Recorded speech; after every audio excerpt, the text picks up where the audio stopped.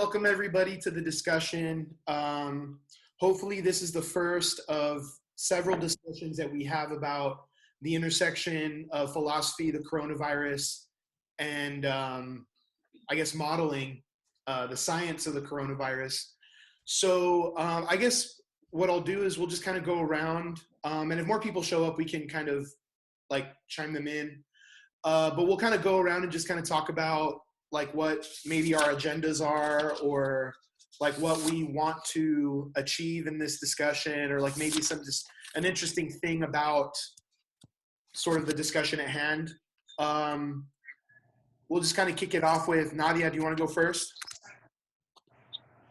Me? Yeah. Yes. So what was the question?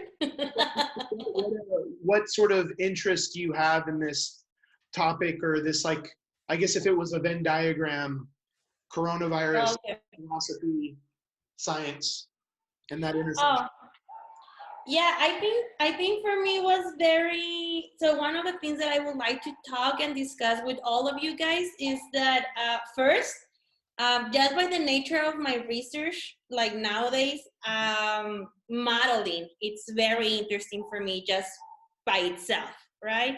But with this state of affairs that we're living, and learning about like how epidemic modeling goes and how it's designed, it brings to my attention how much epistemic value comes from these constraints and design that go in the epidemic modeling, right? So it seems very important for me to understand that maybe there are going to be some constraints that are not matching the real world phenomena, but by themselves, these constraints in the model can tell us something about like maybe how we can shape our behavior, or like how can we understand certain things. Or for example, in here in the paper, they're talking about, for example, some of the limitations. But I think more than limitations, these assumptions and limitations that he talks about it like are very special for us to understand the importance of staying home, the importance of, you know, not walking around, like even if you have like a mask and stuff like that. So I think that's the reason why I find this very interesting. Cool. Yeah, and what I'm going to do is I'm going to post a link here. I was able to find information on the kinds of models that the US are using for their public health policy making. And I think maybe that would be worth visiting in the future at some point to maybe discuss. But I posted the link here. Yeah, because there are a lot of assumptions and a lot of constraints on the modeling that, you know, we can maybe look at, kind of touching on some of the stuff you said, Nadia. But yeah, that's good. Dave, you want to say something? Sure. I mean, generally, that I think as a philosopher, I'm interested in models and how they're used, because they raise interesting questions about epistemology, about decision making, and so there's those theoretical problems I think that models raise and are interesting to explore. But from a practical standpoint, it's interesting to see how decision makers address some of these concerns, these theoretical concerns, and the author or the person that was exploring in the video was exploring these assumptions and why they may not be all that troublesome or problematic for at least from a philosophical standpoint, because, you know, philosophers are questioning, you know, you make these assumptions, you make that assumption, and the video and the text addressed those concerns quite nicely. So like my interests are philosophical in nature and also pragmatic and practical in nature as well. Awesome. That's really good. Taylor, do you want to say a little bit about something about why this topic interests you, or maybe an agenda that you have? So this is an instance where I'm trying to expose myself to something that I have no knowledge of at all, which is I don't know the literature on models. I barely know anything about epidemiology. I mean, even following the video, especially when it got mathematical, was challenging. And so it's like, this is one of these things that I know very little about. And so talking to people who study it, like you guys, and just exposing myself to this literature, I think will just be personally helpful for me, and just something to do to kind of sate my curiosity, my philosophical thirst while all of this is going on. So hopefully I can maybe contribute something, but I feel like I'll mostly be listening. Yeah, and like for those of us who, I mean, have some experience with the literature, I mean, even this, I would say, I mean, I think I can speak for most of us, the philosophers of science in here, that like this is still pretty new in a lot of ways, which is one of the things that makes it interesting. It's like, though we do have some familiarity with models, like I'm not sure what modeling looks like from the epidemiological perspective, for example. Like that's completely new terrain for me. Another thing that I'm just touching on that I'm looking at is like the bridge between these models and policy making. How that's implemented at the state level, at the federal level. But no, I think that's good. I think for the most part, all of us are kind of just, you know, exploring new ground in some way or other, but that's good. I think Kevin is in the call. I'm going to send him the link really quickly, and maybe he can join us. Let me see. I'm just going to send this information to him really quick. Here we go. Maybe Aaron wants to say something. Oh yeah, is it? Yeah, I didn't know Aaron was. Aaron, would you like to say a little bit about what interests you about? Hi there. Well, I'm not sure how deeply interested I am in the subject. I have a little bit of philosophy background, and I'm a little familiar with David's work with Lawrence Talks, and I work with the public library here in town. So, as a community organization, we're very interested in learning as much as we can about the situation we're all in. And I thought listening into the conversation here would be a good way to think a little more deeply about that. Very cool. Yeah, so well, welcome everybody to the first of many discussions about the coronavirus, philosophy and science. I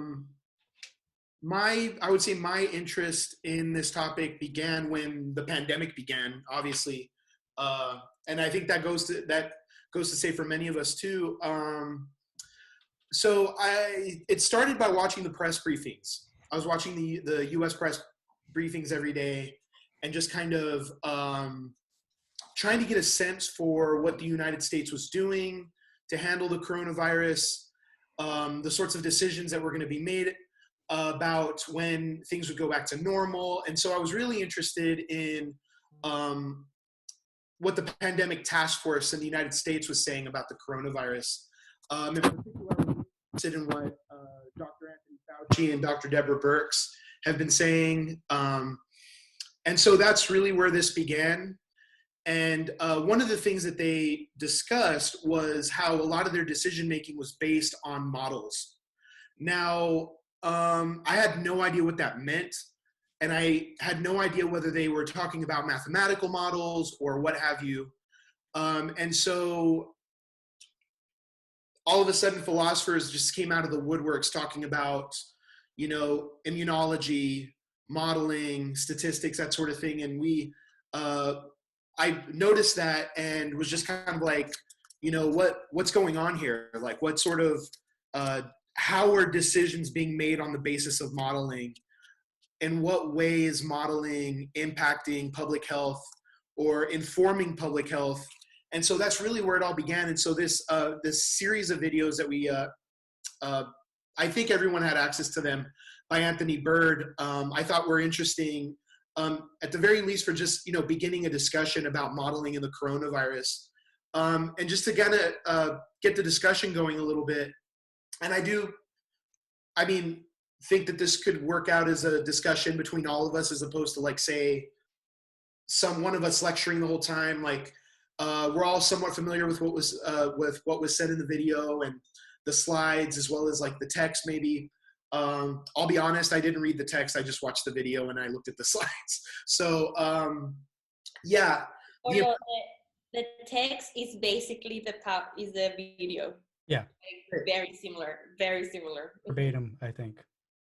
In fact, Nadia, I didn't even look at the text. I had no idea there was a text until you said something about it today when we were talking. There's a PowerPoint too. Yeah, I saw that and I was like, oh crap, okay. There's a PowerPoint too.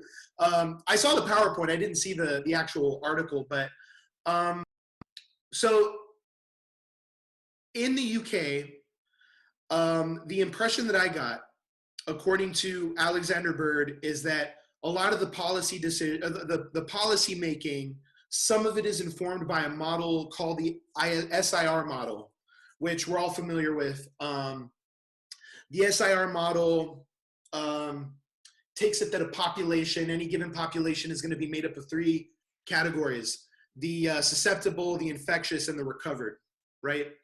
And so this equals the population as a whole.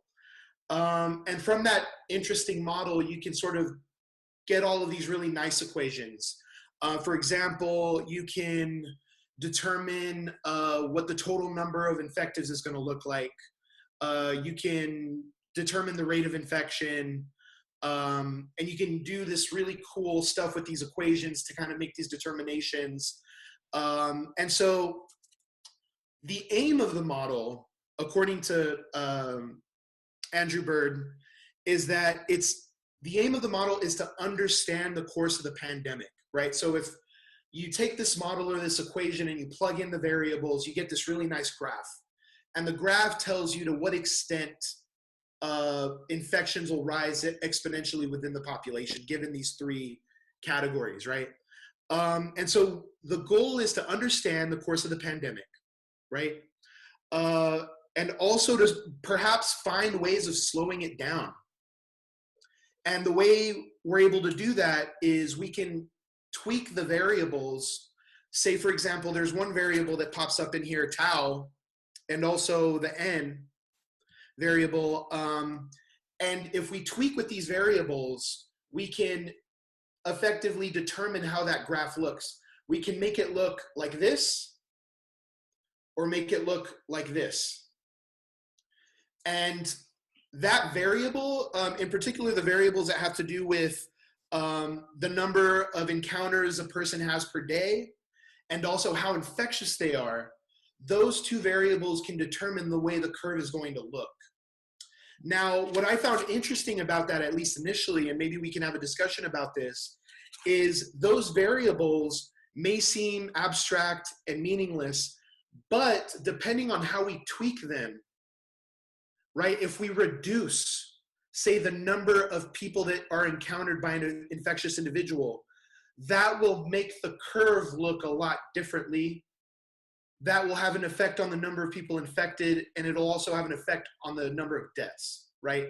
So if we tweak with these little numbers, the number of people that you interact with, and also the possibility of you being infected, those 2 things can make an influence on the way the curve looks. How does that play a role in policy making? Well, something that Dr. Fauci has been talking a lot about is social distancing, right? And if you've seen the press briefings, he's always sort of saying social distancing, social isolation, good hygiene. That's all related to the variables that Andrew Bird is discussing, the tau and the n. In other words, the extent to which you interact with other people, or the number of people you interact with, and how infectious you are. How infectious you are is going to be determined by good hygiene. And the number of people you interact with is going to be affected by social distancing, right? And so decisions are being made on the basis of this graph, right? And how the graph looks. If there's a lot of encounters, whoop, a lot of cases, a lot of deaths. Very few encounters, something like that, right? Or maybe something a little higher, but whatever. So that's the SIR model. And that's the model that the the UK has been looking at. I think the name of the person who is implementing that model, her name is Sarina Gupta out of Oxford University. And the models that are being used in the United States, there are actually several of them. There are about 4 or 5 that are being used in the United States.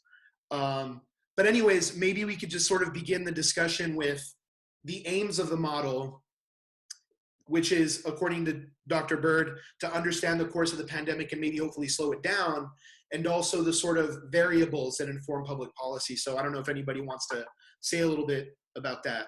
Well, I have a question about it. I don't know. I was wondering if either Polo or Nadia could speak generally about what models try to do in a general sense, why they're used, what they're attempting to do.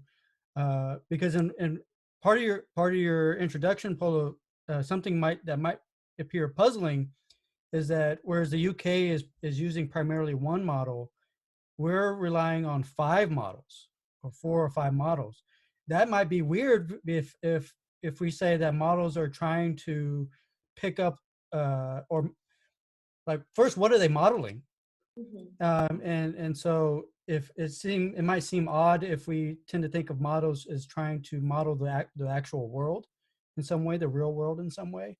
And so if that's the case, why are there 5 models on offer instead of just 1? If all we're trying to do is look at a picture of the real world. I think that's good. So I think we should definitely scale it back a little bit. Let's just kind of rewind and let's just talk about models and what they are. Nadia, do you want to say a little bit about that? Yeah, I can say something about it. So because actually I called Polo about it like 3 hours before this meeting. And I was telling Polo that in particular for me, listening to Alexander Bird and then reading the same article, which is actually the same article, the article is the same like the video. I think it's important for us to have something in mind when we're talking about models, which I think is crucial for everyone to understand, not just us as philosophers or as people in academia. Like, I think it's important for everyone to understand. I don't know if I can give an answer what models are, but I think I can give like a reasonable, maybe very basic understanding of why models are important in science, right? Because science is based modeling nowadays. So I think the reason why it's important is because, I mean, and I can very reduce idea is like, I think you have these 2 school of thoughts, the thing of models, as you know, models give us epistemic access. Why? Well, because they can represent the real world, right? And that's the reason why you can, you know, they give us some type of knowledge because you construct them in some way that either, for example, the mathematical structures have some kind of representational degree and telling or modeling or like mimic how the real world is. And you have another type of thought, which line of thought that I think is very important and more in this type of very new thing that is going on because we don't know that much about the nature of COVID-19. And I think this is the reason why this another type of thought, it is important for us to grasp, which is these are people that think that models by nature, they're always telling us lies because yes, they're very simple. They need to make very high idealizations or they need to abstract the real world phenomena into target systems. And these target systems are very constrained, very designed to just pick something. So the question is, well, if they actually don't represent the real world, then are they not giving us epistemic access? No, they are. It's actually in the constraint that they're like designed that they can tell us something that we don't know about, right? So even like, and I think he said like very simple models give us the opportunity to just understand very basic mechanisms that we don't have access to. So I think what these type of models are doing by, you know, having these assumptions, you know, like the population is only 3 types of persons, right? Like the susceptibles, the infected, and the empowered one. Yeah, I mean, that's not how the world is, right? But we can do something with these twitching in the maths, right? Or for example, when he says, you know, it assumes that people is not dying and people is not being born. We know that's not the case, right? People is dying and I'm assuming people is being born. But I mean, by having this type of constraints in the model, something happens with the math and how you can infer things by, like Paulo said, like twitching things, that we get knowledge, right? Like, for example, I think he says with something, but I'm very new with this. When he started talking that some people will say that sometimes T is actually just N once you put it together, right? So, or for example, when they start talking about the beta, when they start like making some other like mathematical derivations, how you can infer another kind of things too, but just like having these very things, which at the end of the day, yeah, I mean, they're not representing the real world, but we're learning so much from them. And just because models, and I think in any type of science, we know they do that, we can have some kind of trust on them. And that's the reason why people that like policy making trust on models, because this is how they work. Maybe we're not giving you the full picture of how the world is ontologically, but we have something to tell you. This is kind of the things that we need to trust, because I think they're reliable with some degree. Yeah, So. I think that's very good. And I think to add to that, I think maybe one useful metaphor or one useful sort of way of thinking about models is like, I don't know if anyone here has gone to a natural history museum or to like a dinosaur museum, right? I remember being a kid and going into Insights Museum in El Paso, and it was full of dinosaurs. And we might say that they had models of dinosaurs, right? And the purpose of the model of the dinosaur, and in this case, we're dealing with a concrete entity, a structure that was crafted by people. The purpose of the dinosaur at Insight Science Museum was to give children a sense of the size and scale, and maybe even the physical attributes of a dinosaur. Now, in a lot of ways, the model of the dinosaur at the museum doesn't actually map onto the real dinosaur. For one, maybe the dinosaur is much smaller in the museum. Also, like maybe the inside of the dinosaur is all plastic, whereas a real dinosaur has like organs and stuff. If you were to shake your fist at whoever made this dinosaur for museum purposes, they would say, listen, the purpose of this concrete model is to convey information to children. And that information is to convey the outward phenotypic traits of what a dinosaur would look like. Obviously, the purpose isn't to demonstrate what the inside of a dinosaur looks like. And so in that regard, the model is inaccurate, but it's accurate enough because the goal is to convey certain information to children. We might say that concrete models, that's something, the same thinking can be applied to a mathematical model, right? A mathematical model is an equation, it's a formula, and it's made up of letters and numbers. And in this case, certain aspects of the world are being idealized or highlighted, and others are not, right? Mm-hmm. That's the first thing. The first sense in which a model can be inaccurate, right? Scare quotes, inaccurate.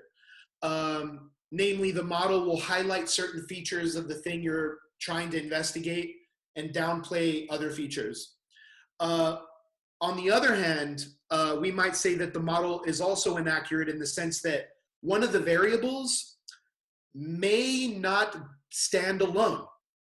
One of the variables may depend on some other variable, right? In which case, say the variables in this case, tau and n, are actually supposed to go together.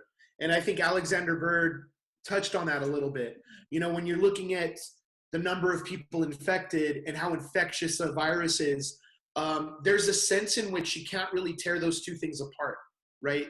How infectious a virus is to a large degree biological, of course, right? Certain viruses are inherently more virulent than others. However, social interaction plays a role too. So how virulent a particular strain of virus is also has to do with interactions happening between individuals. So that's good. I think that, a good way of thinking about this model would be to think about the dinosaur model in a way. Certain aspects of reality are being highlighted, others are being downplayed. Some are being idealized, others are, being completely ignored. A, and B, the data that you're getting for one of the variables may not be completely alone or independent in the sense that it doesn't rely on other variables. So no, I think that's good. David, you want to say something? And I just have one thing that I forgot to say, that sometimes these models, the reason why they say, well, we can make policies based on this is because some of these models, besides just explaining to us what the mechanism is or stuff like that, which policy making can be based on that too, but I think the policy making that, for example, Alexander Bird is trying to talk about is that these models have some predictive accuracy, right? So once you put the math and you like work it out, add some data, you can have outcomes, and these outcomes are predictions, right? So this is the reason why a lot of people base policy making in models, because you can derive some outcomes from these models and base your policy of what the model is putting out, right? So that's the policy making situation. So in the case of the coronavirus model or the SIR model, the purpose is predictive. You're trying to get a sense for what the virus is going to behave like in the future, right? Mm-hmm. That's the goal. Dave, do you want to chime in here? Well, I was going to possibly ask, or I don't know if this is if you guys find this to be the case, but one goal of the policies is to depending on the models and their predictions, is to make those predictions false. That in some way we want the policies to, if the predictions are such that certain amount of deaths are going to occur, the goal of the policies is to make that particular prediction and model false in some way. Is that? I think here it can go actually the two ways, right? Because that's the beauty of these type of models, when you can switch the variables, right? Because, for example, let's say that we don't want to do social distancing, then what will happen? Then you can see what will happen if you don't do social distancing, right? So if you model not doing social distancing, we know what's going to happen. Hence, we can make that prediction not happen by what? Well, let's obey social distancing, right? So yes, I will say that you can, it's maybe trying to, for example, to negate the prediction. But for example, if you're in a society that doesn't believe in the model and they don't think that if you don't do social distancing, then the outcome is going to be false, but maybe like with higher numbers, right? Because that's what they're saying. They're like, they have something constrained on how social distancing works and stuff like that. But yeah, I mean, I think in economics, that's called the Lucas critique, which he thinks that's the reason why economic models are not predictive, because we humans have the ability to change behavior, so your model will never be predictive. But that's the idea. Well, I think to kind of touch on that, I think that the model will generate this prediction given, so like certain variables, like, you know, how many people you're interacting with and how infectious the virus is, right? And so one might say you're representing the future. That sounds weird because, and this may be something, maybe go in line with what you're talking about, David, which is, so if you look at the model of the dinosaur, you're modeling something that has been here, right? You're modeling something that we have some familiarity with. We have the bones here. We have, we have a sense roughly for what a dinosaur looks like. And the same goes for other kinds of modeling. In fact, in biology, there's things like predator-prey dynamics that are being modeled, right? And so we want to understand predator-prey interactions, and the model itself is informed by previous interactions that we've witnessed. But things are different with the coronavirus modeling, and this is something that's interesting, is we're modeling something that we don't quite understand, which is something that you touched on earlier, Nadia. We don't understand the full nature of the virus itself. In fact, if we listen to these press briefings, the pandemic task force keeps saying this over and over again. We think the rate of infection is somewhere between 2 and 3, or they don't quite understand yet the nature of the virus. Yet, given the data that we have, we're able to generate more or less a prediction of what the virus will behave like. And so in that regard, we're kind of, I guess, in a way, modeling something that we don't understand. Not only that, and I think this really touches on your point, David, which is we'll generate this model, say the rate of infection, if there's no social distancing, the graph just skyrockets. The number of infections skyrocket, the number of deaths skyrocket, right? We don't want that to be the case though. So in this case, the purpose is to veer away as much as we can from that particular graph. So in a situation where there's absolutely no social distancing and everyone's kind of living their lives as usual. But on the other hand too, and I think this touches on your point, Nadia, there is something that we're capturing, even if it's one variable, like with the number of people you interact with per day. Tweaking that has very, very big implications for public health policymaking. Because if we take it that shrinking the number of people we interact with on a daily basis, if we take it that that's not accurate information, then that may have severe implications for moving forward. Because imagine that decreasing the number of people we interact with just doesn't matter, because the virus is so incredibly infectious that no matter what you touch, I mean, and this is something that people are investigating, I think, with the coronavirus. I think it can live on steel or metal for something up to 2 days. It can live on cardboard for up to 24 hours. So retrieving that information, whether or not it's accurate, matters a great deal when we're thinking about policy making. So yeah, I guess that's good. So here's a question that I have, and maybe we're jumping a little bit ahead here. But did everyone see the whole bit on herd immunity? Okay, so in the case of herd immunity, we see that there's a value, the R naught value, right? And the R naught value, just to kind of really roughly just means the rate of infection for the virus that you're looking at. So the R naught value, I think for the measles, Alexander Bird said, was something like 15. It's really high. The R naught value for the flu is 1. And the R naught value or the rate of infection for the coronavirus is somewhere between 2 and 3, right? This is something I found really interesting.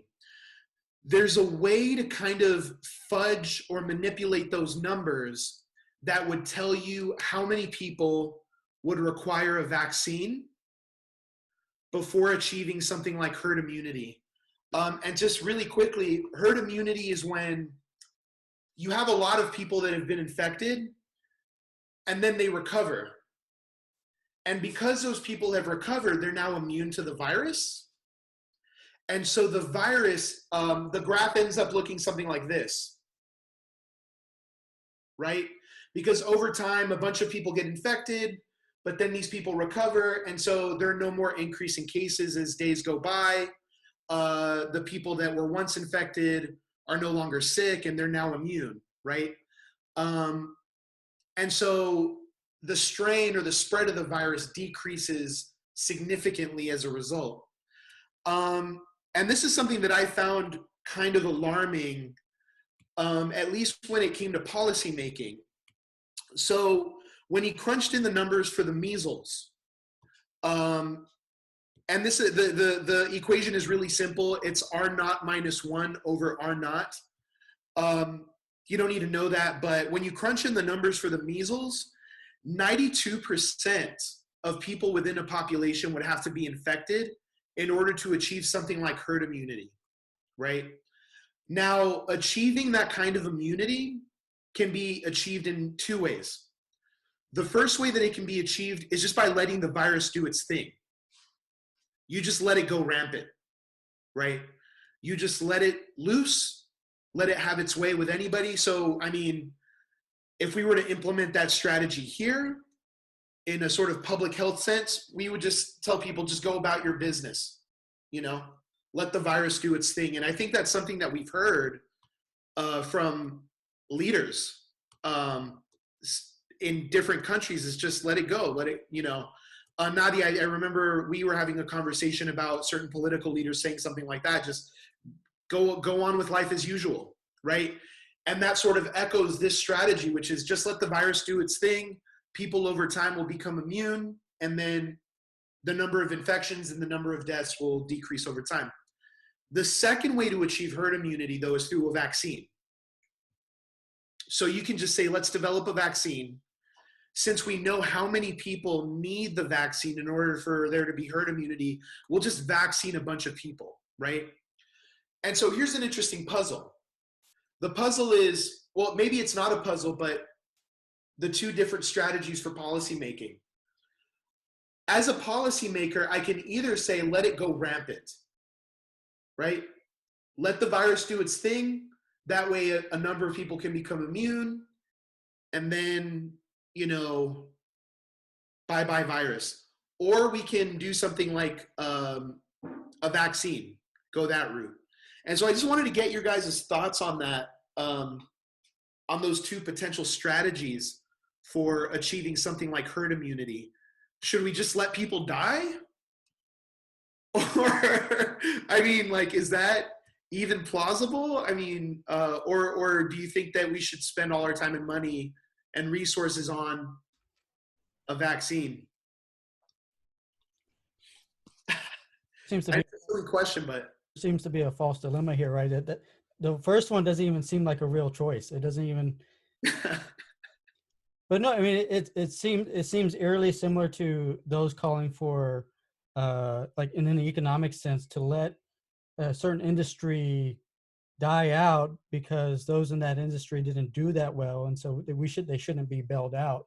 This seems like a similar line of thinking, that, oh, they should just be allowed to die out, or to go through that natural process, because that's what's best for the overall market, or the overall, in this case, population.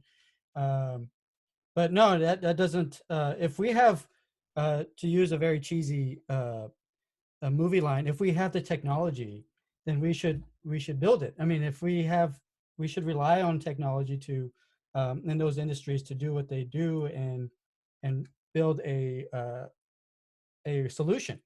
And if we can do that without having to lose lives, or without having to uh, have people go through that illness, then we should do those things. It doesn't seem to me that all that rational of a decision. Like, if it's not like we're living in an age where technology is limited, or medical technology is limited. So it seems odd to even entertain that first choice of letting it go through its natural process, because one, we don't, like, as you mentioned, we don't know how it works. We don't know the overall, or the full eventual effects of that virus might have. In fact, we're actually seeing that there are those who are very susceptible to it, and that are very vulnerable to it, that they could die. That there's a significant rate that could die from it. So if we can limit those, and build a vaccine, or work on medical solutions to it, then without those further numbers, without those numbers going up, then we should do that. It doesn't. I would like to see a further argument for that first option, other than it does a better job of I guess preserving our civil liberties, and allowing us to go to restaurants, and because I guess there's an economic argument as to why we should let it go without this further stay-at-home order going further. But that's something we have to weigh, right? We have to weigh those economic effects versus the real life effects. This leads to another concern about models and this way of doing things, is that it looks at overall averages and the effects on averages, and not on, but doesn't take into account individual individual, I guess, health or individual effects on and or even isolated effects on different communities. So one thing that these models are not capturing is the differences in the different communities that are part of the United States, at least, and certainly are part of the UK. So that's a sort of a side to my response, but that's something that we could explore. Yeah, these models are, as Anthony Bird said in the beginning, at least in the case of the SIR model, one of the key assumptions is that you're dealing with a homogeneous population. Right. Right. Right. Also, that these categories are hard and fast. The susceptibles, the infectives, and the recovereds that's like a hard and fast line. But no, yeah, I think so. In the case where, okay, 92% of the population needs to have the virus before herd immunity can be achieved, I think that in the case of creating a vaccine, that could mean less people die, right? Like if you tell everyone, hey, chill out, let's create this vaccine first and try to vaccine as many people as we can, right? We can make that decision in a way that less people die. So it's 92% of a very large population, whereas you just say, let the virus do its thing, and it spreads rampantly and kills a bunch of people. That may be an argument against the idea, well, just let it do its thing, right? Let it do its natural course. It's like, well, no. Would you rather less people die or more people die? Right? I think, That's just an immediate kind of like, it's in the numbers, right? It's in the numbers. Like 92%, I'd rather be dealing with 92% of a million than 92% of 500,000, right? Because of I mean, obviously that's an exaggerated figure, but still, I think it goes back to what you were saying, Dave. Like, if the technology's there, we can use it. There could be less deaths. Why not? yeah, yeah, and I think when we're talking about these people or these type of argument that say, well, just let the virus live its life. Eventually, the number of people that needs to get immune will get immune in order for the other people not be at risk. But I think it is important because I think even Alexander Bird in the article is very specific when he said, well, yeah, that can happen. But I mean, we're assuming one of the things of the model, on the assumptions of the model, is that people recovered. You get the virus, then you get recovered, but that's not the case. You get the virus, and sometimes you die, right? So I think the number of deaths here is when it comes kind of like the humanistic part of this discussion, right? Like all science aside, the beauty of the model, the epistemic access that it gives us, but the number of people that is dying is just not data. It is people. So I think that's something that everyone should be considering, right? Like, for example, I'm here in Mexico, so over here in Mexico, of course, the economic status of the majority of people don't have the privilege of staying home and be safe. Actually, they need to go out. People is trying to make as good as they can with protecting themselves, but they need to go out. There's no way if they stay home, they'll die because of hunger. So either they go out and be at risk, or they stay home and die because of hunger, right? So this is the kind of things that is important to discuss, and it is, who should stay home, for example. I think that's a moral type of question that we can all talk. I mean, yes, people need to stay home, but some people cannot stay at home, right? So how you can actually help to flatten the curve? Well, if you have the privilege, stay home. Because there's people that actually need to go out and they'll get infected, and maybe there will be, or, helping us with the herd immunity, but still it is, I think we need to yes, to sum up what I was trying to say, I think one of the humanistic parts of this model is that we're talking about people, and we're seeing the numbers, like it's just not data, it's just not like clicking the numbers in the computer to make your model. I mean, it is people that we're talking about, and it is, I mean, I think it's an important question to have this in mind, like what we think about this, like besides the beauty of the model. I mean, we're talking about people, and I don't know. Yeah, I think that's good because you're not. I think Aaron wants to say something. That is kind of the point of having these models, though, is to understand something about what the relationship of the inputs to the model and the outcomes that we might expect are. If we have a good model, then we learn something about how to reshape those outcomes, those outputs of the model, if they're accurately reflecting the real world. It is human lives we're trying to save through the application of these models, through better understanding the potential ramifications of different courses of action. As you were talking about understanding that not everyone recovers, it's interesting to note, though, that in terms of the model, it doesn't matter whether they die or recover, because that has no impact on the accuracy of the model to predicting the course of the pandemic. That's something that I found pretty interesting because normally when we talk about being near enough to the truth in modeling, we're talking about like, well, you know, the number of this particular organism within the population doesn't exactly reach one, but it's damn near enough, right? So it's always framed in terms of like, we're about 98% of the way there, 89% of the way there, whatever. But here, though, this is an interesting case where the model assumes there aren't any births or deaths within a given population. And in a sense, it doesn't matter in order to get the model going, which is interesting, right? Because I think it matters in the sense that, well, that sucks. Like, people died, right?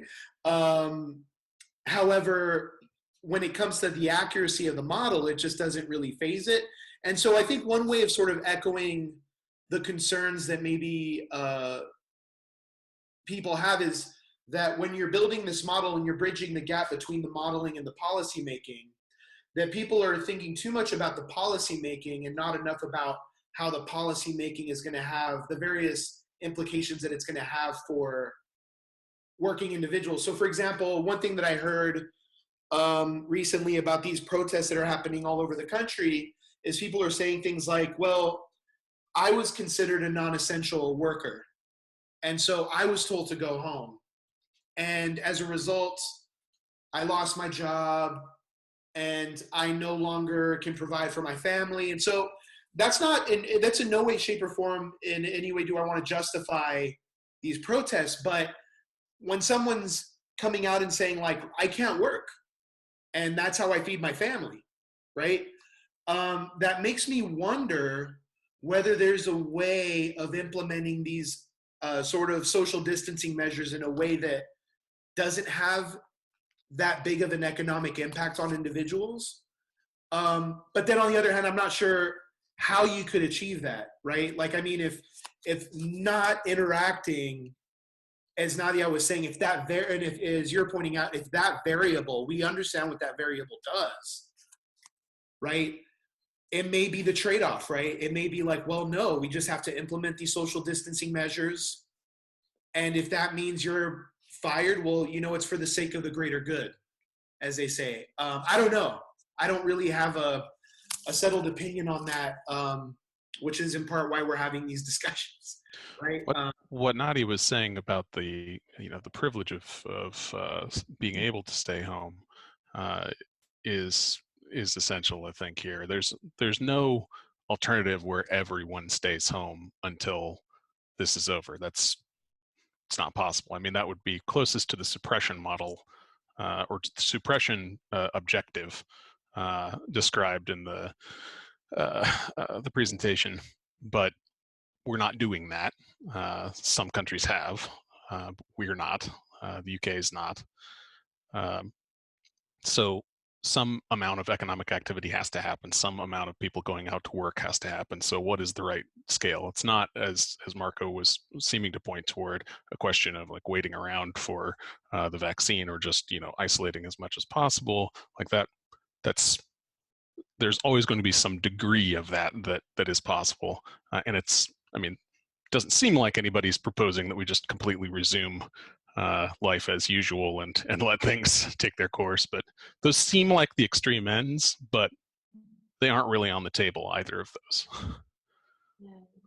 Yeah, and so this kind of touches on another issue. So like in the press briefings, obviously, so from a philosophical perspective, the models are informing policy making, which has these various implications for people. Some people work, some people don't. But another thing I sort of wanted to discuss was maybe looking at the federal government's role in implementing these, like the phase 1, the phase 2, phase 3 plan.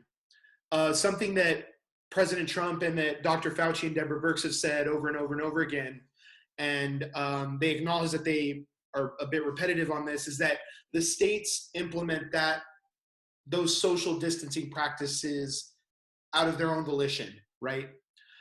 In other words, the federal government isn't here telling everybody like, hey, you have to do this, right?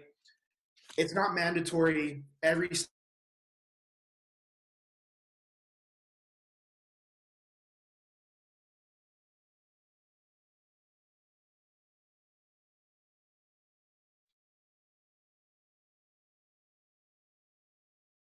was really on the table for discussion today.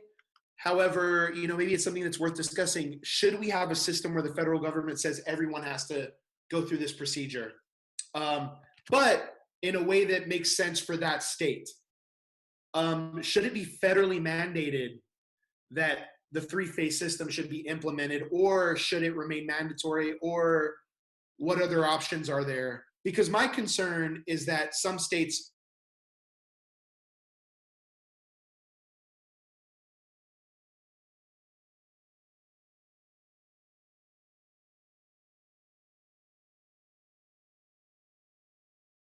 Can you repeat the question, Paulo? Yeah, so the federal government introduced a 3-phase social distancing plan to open up America again, as they say, right? And the 3-phase system relaxes restrictions on social distancing at each phase. So phase 1 is more restrictive than phase 3. As you're going through each phase, there's certain criteria that has to be met. In other words, before you can move on to phase 2, a more relaxed sort of social distancing environment, it has to be the case that the number of cases has gone down in a span of 2 weeks on average. Something like that. It's very rough. But should the government be implementing that at the federal level for each state? In other words, should states be punished for not? Or should they be, I don't know, should they get a slap on the wrist for not implementing that? So It's mandatory at all. That's a very good question, Polo. And I think just by my own nature, how I'm very authoritarian with everything. So I think so, and I've been having this trouble with myself and trying to understand everything that is going on and trying to be empathetic with different types of view and different opinions, trying to understand people. But for me, it is easy. I mean, see what's going on. I mean, it's not a matter of whether you believe it or not. It's happening, right? You can say like, hey, I don't believe in gravity. Well, it doesn't matter. You don't believe in gravity. You're not flying around. Either you believe it or not, you're not flying around. Believe it or not believe it. I mean, I think that's with COVID. I mean, you don't believe it that it can infect you and you might be at risk. I mean, COVID doesn't care. Like it's whether you believe it or not. So I think when it comes to this, what the government is trying to do just to reduce, because to be honest, I think although I'm not sympathetic with Trump and stuff like that, I think his government is trying to make it, and I think even very deep down in him, like he doesn't want to have in his shoulder this many number of people die, right? And I think everyone else believes that yes, the way to do it is social distancing. We know that now, right? Even in the model, I mean, it's not enough just to have a mask in your mouth. In order for that to work, you need to have the less people out there with masks too, right? So I think we should obey these government laws, and yes, let's make the coming back to our daily lives gradually, and I will be willing to be, because I know I'm a privileged person in the sense that I'm still having like an income because I'm teaching online. I can do my research at home. I'm willing to volunteer to be from the ones or the last persons to be able to go out. And I think we should just like suck it up. That's it. And yes, I mean, as the New York governor say, I mean, if you open beaches in New Jersey, the people in New York is gonna drive there, and then they're coming back to New York, and it's just gonna be a cycle. You're never gonna end. Right. So I'm all for sanction for people that is not at home. States that don't obey should be punished. Yes. I have a very similar, I mean, in a sense, Dave, do you want to chime in? I mean, yeah, I have a few thoughts. I guess I am not as authoritarian as Nadia. To me, I think we should definitely, first and foremost, go based on the data, what the data shows us. If the data shows us, for example, that some states should ignore or would be safe to ignore the mandates, then that should be fine. That they should do what is best for that state and the people of that state. So I'm all about incorporating as much data and fine tuning these models with as many variables are necessary to get a better picture of what's going on. Because I think as Professor Bird mentioned, that models start out basic but can become more complicated or comprehensive as you go along. That's the beauty of them. That they can start out very basic, and then as you get more data, you can incorporate that data as you go. So I'm all about that. So if it's a very big sort of counterfactual or very big sort of condition statement that if it's best for a state for it to reopen and it's not going to incur any significant damages to the population, then they should be at the very least allowed to petition those restrictions. So you can start out making it mandated for all states and then allow states to petition those restrictions in some way. I would say that it's mostly in those areas where you have a great deal of interstate travel or commerce, or places where cities are located on state borders, where you have the greatest need for alignment between states. So like Kansas City is a good example, where we have Kansas and Missouri trying to collaborate on their policy for recommendations for that metro area. And if they were giving different or conflicting recommendations, then their policies couldn't be effective. So whether that means that policy needs to be enforced from the national level, I'm not sure of that, but it's clear that there needs to be collaboration between states that share borders and populations. Well, I think that was one of the nice things that has emerged out of this, is that you saw that collaboration between California, Washington, and Oregon, or these multiple states joining in partnership with one another and trying to counteract the virus in some way. And so you saw these very interesting partnerships among states develop, and I thought that was, at least from a political standpoint, very interesting and very cool to see develop. Yeah, and that's been one of my primary concerns with states having their own sort of implementing the three-phase system out of their own volition was, what about interstate sort of interactions between people. Because like my wife, for example, travels to Kansas City every day for work, or did anyway before the shutdown. And so if the situation is more relaxed in Kansas City or in Missouri, what sort of impact is that going to have on people that commute from Kansas City to Missouri or Missouri to Kansas City? And what way will that affect the spread? But no, I think that's really good. To kind of just cap everything off, we're at the 1 hour mark now, and that's typically where we end it. To just kind of cap it off, we'll say that the SIR model, so these mathematical models are being used to develop policies in the United States and abroad, in the UK, for example. And some of the points that we've established in this discussion are that these models don't have to represent reality, right? They give us something else. They give us these future possibilities that allow us to manipulate real factors in the world that have implications for things like social distancing, right?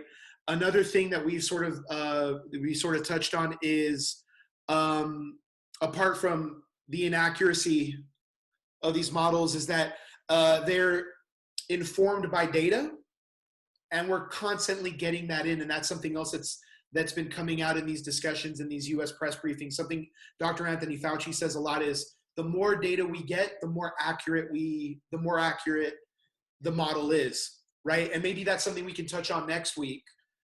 Because right now, I think what we were establishing is a connection between modeling and policy making.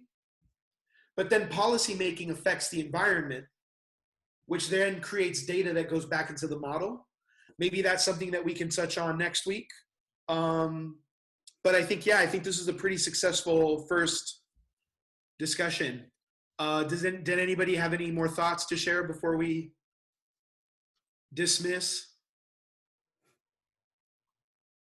I have one thing, but I don't know if Taylor wants to say something, like maybe something that we should explain more next time. Like, I'm willing to, I have a lot of time now.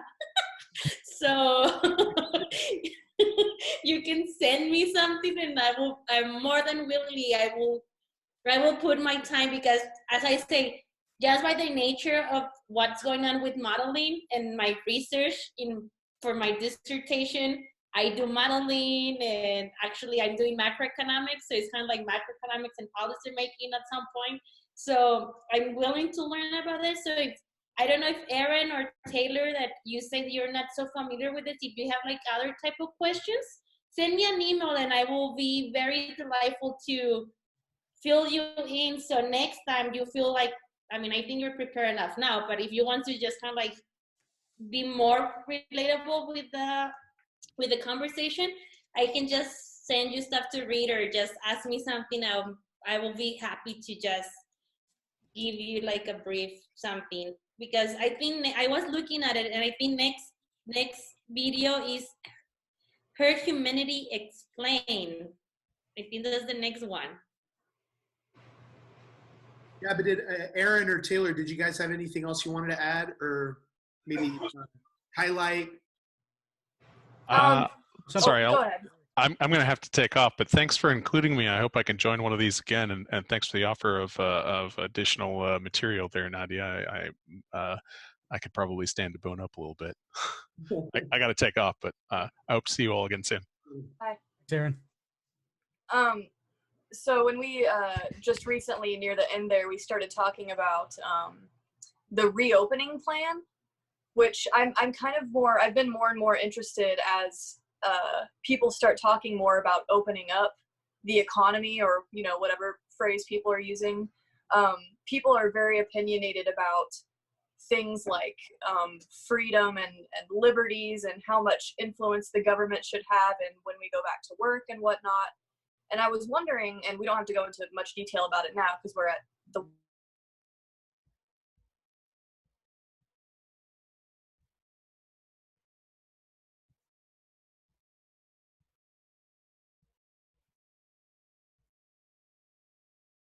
for example, suppose Kansas is like, all right, we're just going to go ahead and open up, and people who know about the data look at the data for Kansas, and they think,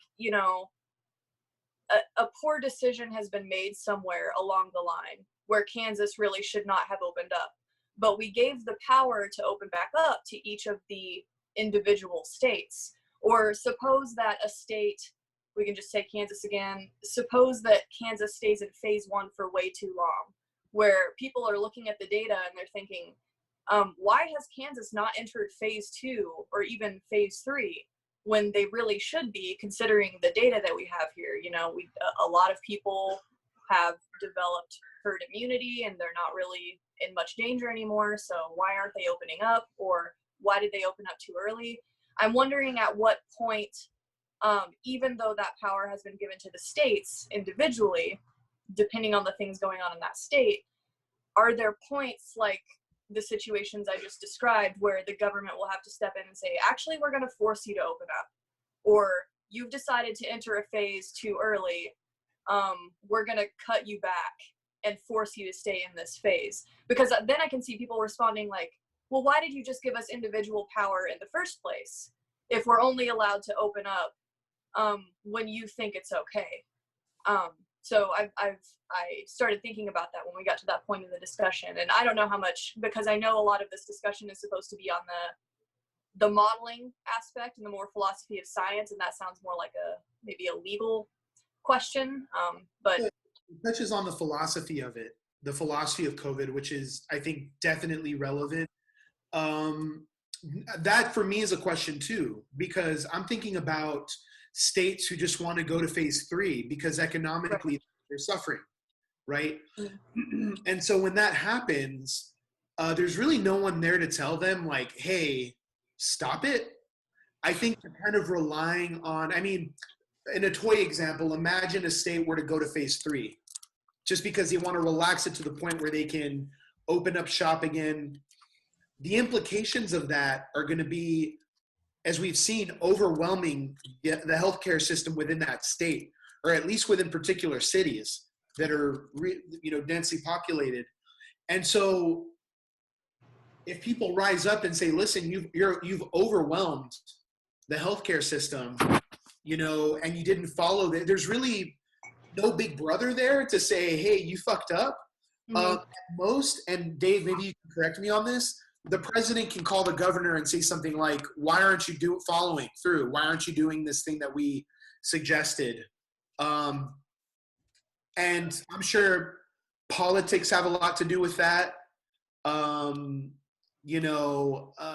Getting the president's support might have something to do with whether or not that particular governor decides to implement what the president is saying.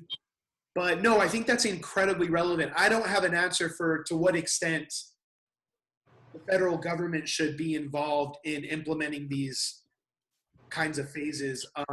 Maybe that's something we can revisit though next week and think more. Yeah.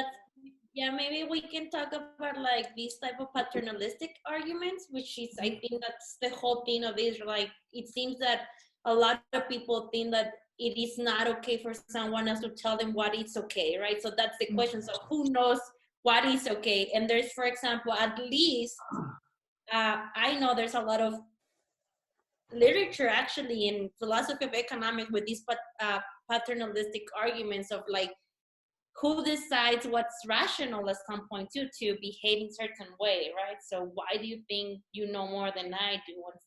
Because that's basically your question, like how a state can know that they're doing the right thing if then someone can come and tell them, hey, you did not do the right thing. So then like, who knows what's the right thing, right? So it becomes like a very circular. Yeah. So I think maybe it's like something like a good thing to discuss maybe next time. I don't know. Yeah. This brings up good, as you mentioned, economic questions or questions about rationality, and there's a constitutional question in there too about what the president, because I don't know if y'all have caught this, but President Trump has said that the power of the president in this situation is absolute. So that's so he's not the only one. That's not coming from him necessarily. That's coming from his own party, because there are people who believe in something called the executive unitary theory, which states that in all executive matters, the president has absolute power. So it has absolute power over the CIA, over the FBI, over all these different issues. One power that they might argue that that falls under the presidency or the executive branch is telling the states what to do in times of a pandemic or in times of emergency. So similar actions in times of war, for example, have been knocked down by the Supreme Court. So but still, that was before this unitary theory of executive unitary theory started to gain traction, and it started to gain traction in the last 30 or 40 years. So that's one question, at least in a constitutional legal standpoint, that has been raised in light of the pandemic. I'm all for this being a topic. Maybe we can divide the upcoming discussion. We can say a little bit about the herd immunity bit, and those videos aren't going to be too long. My understanding is that they're really short. They're like 10, 15 minutes long. So we can have a brief discussion about that and then talk about the federal government's role in the affairs of particular states when it comes to the coronavirus. But Nadia, I'm sorry, did I interrupt? Yeah, I think we just were saying the same. It's because I was looking at the topics of the next videos, and I think, as I told you, the next one is on herd immunity explained, and then the next one is like, what is the UK government's COVID-19 strategy? So I was thinking maybe next time with the herd immunity, we can keep on talking about like more like the science besides this kind of situation, and maybe the last part, I don't know, maybe I'm just saying stuff. Maybe David wants to give a brief summary with this kind of thing for the third, which has to do more with the, I don't know if that sounds good with you, David. That's perfect. It will be not next Thursday, but next Thursday, because I think next Thursday is still very scientific modeling situation. Does that sound good? No. We'll iron out those details via email. But I think, no, that's a great question, Taylor. And it's certainly on our minds, because part of me does want to be paternalistic about it and be like, listen, Dr. Fauci said, don't yet, right? Then at some point, I think, going back to the points that were being raised here, when it's like, what's the right thing to do? It's like, the state's like, well, what's the right thing to do? This is the right thing to do. Then the state's like, or the federal government's like, no, this is the right thing to do. And it becomes like the Spider-Man meme, where like, all the Spider-Mans are pointing at each other. So there is that a deep moral concern, like, what is the right thing to do? How should we act in this particular situation, given our roles? But no, I think that's really good. So I think we should, I think it's a very important question, because I told you, like me, I'm an authoritarian person. So it's like, okay, if I have to stay home, I'm going to stay home. And everyone else that is not obeying, take them to the jail, right? Like, I don't care. But of course, that's not how it should be done. I mean, but I think it's a very important, like, and I think what is important, because in my head is like, so to who should we be listening in this situation? Like, who should be our like source of information? Like, for example, another question that I have is like, why people has a big trouble? Because I don't think it has to be cognitively. I don't think it's because people is stupid. And I still don't know why people don't believe what science is saying. It's because they don't want to. It's more comfortable not to. I even told Polo, maybe it's just like a self-defense mechanism, that they rather not be aware of what's going on because it's going to be more relaxing for them. You know what I mean? So, I don't know. Yeah, that's another discussion too. I mean, like the sort of cognitive dissonance. Like, my own sister has said to me, like, I don't like being told what to do. Like, that's her argument. Like, I don't like being, well, she is social distancing and I'm happy about that. But one of the things that she has said is, I just don't like being told what to do. Like, I understand it's facts. I understand that it's science, but I just don't like you telling me, or anybody telling me that on the basis of the science, I need to act this way as opposed to this other way. But no, I think that's definitely something that we can touch on too. I think this is a really fruitful discussion, guys. Yep. So I bid you all adieu. We'll see each other in a week. Wait. Yeah, so Right